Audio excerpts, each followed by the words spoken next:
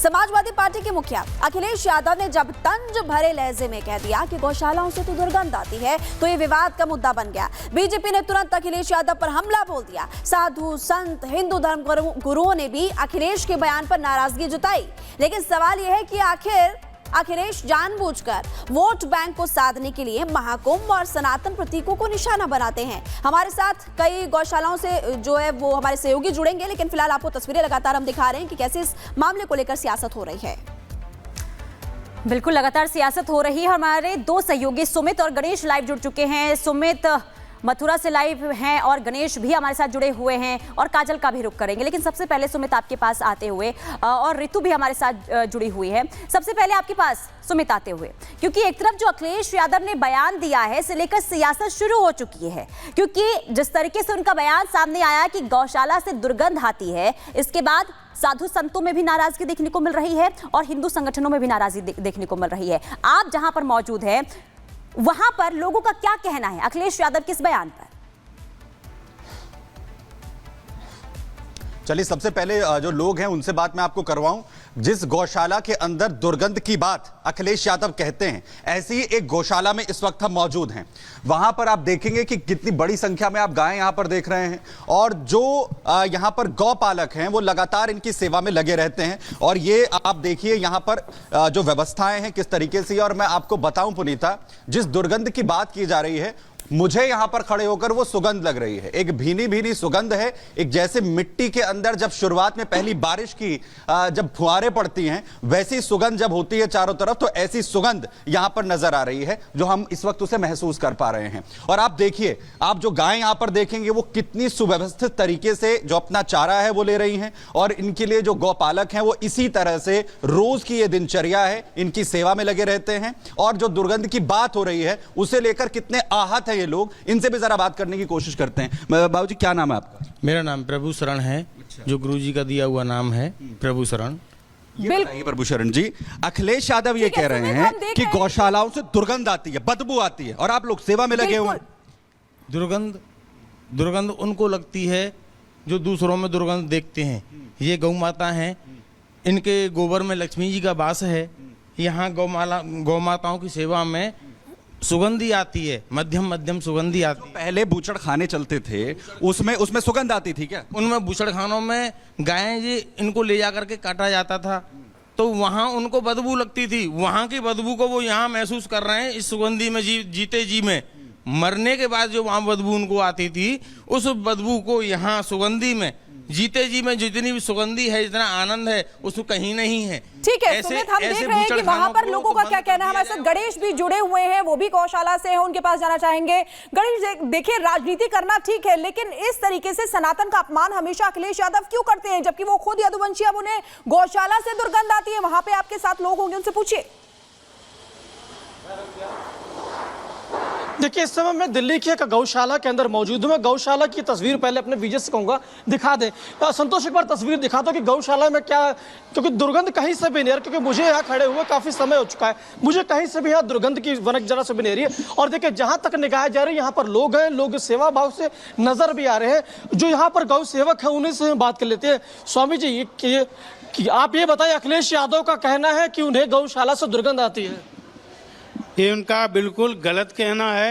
हमारे यहाँ कहा गया कि सादर सुमरण जे नर करें ते गोपद यो भवनित तरई, तो ऐसा तरने के लिए बताया गया है। और भगवान श्री कृष्ण ने स्वयं कहा, गौ मध्य बसाम में, हम ब्रह्मा जी से वरदान मांगा कि मेरा वास गौ मध्य के बीच में हो, ऐसा वास मांगते हैं। और उनका ये दुर्भाग्य है। और ब्रह्मा जी को एक बार श्री कृष्ण भगवान गौ चराते हुए मिले, तो उन्होंने देखा है श्री कृष्ण ग्वाल वालों के साथ भेदभाव कम करते हुए एक दूसरे का जूठा मीठा खा रहे हैं। तो ब्रह्मा जी को भ्रम हो गया था, तो ब्रह्मा जी को भी उसकी सजा मिली थी। तो इनको भी इस गौ माता का अपमान करने पर इन्हें सजा मिले। लगातार ये सनातन पर हमला कर रहे हैं ना अखिलेश यादव। आप तो गौ माता जो हमारे देवी देवता हैं, माँ कहते हैं, उन पर अपमान। बिल्कुल अपमान है। ये गौमाता इनको नष्ट कर देगी यदि ये इन्होंने माफी व क्षमा नहीं मांगी। कुछ और भी लोग हैं बिल्कुल, देखिए और लगातार देखिए, इस बड़ी खबर पर लगातार नजर बनी हुई है। खबरों में आगे हम बात करेंगे आखिरी जो समाजवादी पार्टी के मुखिया अखिलेश यादव ने जब तंज भरे लहजे में कह दिया कि गौशालाओं से तो दुर्गंध आती है, तो ये विवाद का मुद्दा बन गया। बीजेपी ने तुरंत अखिलेश यादव पर हमला बोल दिया। साधु संत हिंदू धर्म गुरुओं ने भी अखिलेश के बयान पर नाराजगी जताई।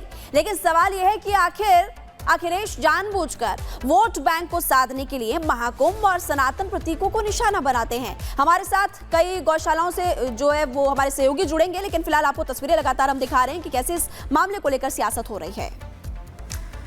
बिल्कुल लगातार सियासत हो रही है। हमारे दो सहयोगी सुमित और गणेश लाइव जुड़ चुके हैं। सुमित मथुरा से लाइव हैं और गणेश भी हमारे साथ जुड़े हुए हैं और काजल का भी रुख करेंगे। लेकिन सबसे पहले सुमित आपके पास आते हुए, और ऋतु भी हमारे साथ जुड़ी हुई है, सबसे पहले आपके पास सुमित आते हुए, क्योंकि एक तरफ जो अखिलेश यादव ने बयान दिया है इसे लेकर सियासत शुरू हो चुकी है।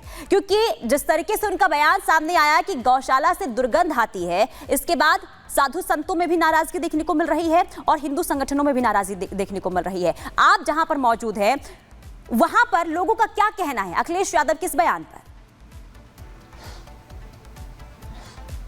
चलिए सबसे पहले जो लोग हैं उनसे बात मैं आपको करवाऊं।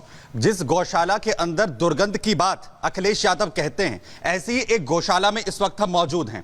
वहां पर आप देखेंगे कि कितनी बड़ी संख्या में आप गायें यहां पर देख रहे हैं और जो यहां पर गौपालक हैं वो लगातार इनकी सेवा में लगे रहते हैं। और ये आप देखिए यहां पर जो व्यवस्थाएं हैं किस तरीके से। और मैं आपको बताऊं पुनीता, जिस दुर्गंध की बात की जा रही है, मुझे यहां पर खड़े होकर वो सुगंध लग रही है। एक भीनी भीनी सुगंध है, एक जैसे मिट्टी के अंदर जब शुरुआत में पहली बारिश की जब फुहारें पड़ती हैं वैसी सुगंध जब होती है चारों तरफ, तो ऐसी सुगंध यहां पर नजर आ रही है जो हम इस वक्त उसे महसूस कर पा रहे हैं। और आप देखिए, आप जो गायें यहां पर देखेंगे वो कितनी सुव्यवस्थित तरीके से जो अपना चारा है वो ले रही हैं। और इनके लिए जो गौपालक हैं वो इसी तरह से रोज की ये दिनचर्या है, इनकी सेवा में लगे रहते हैं। और जो दुर्गंध की बात हो रही है उसे लेकर कितने आहत है ये लोग, इनसे भी जरा बात करने की कोशिश करते हैं। बाबूजी क्या नाम है आपका? मेरा नाम प्रभु शरण है। जो गुरुजी का दिया हुआ नाम है प्रभु शरण। बताइए प्रभु शरण जी, अखिलेश यादव ये कह रहे हैं कि गौशालाओं से दुर्गंध आती है, बदबू आती है, और आप लोग सेवा में लगे हुए हैं।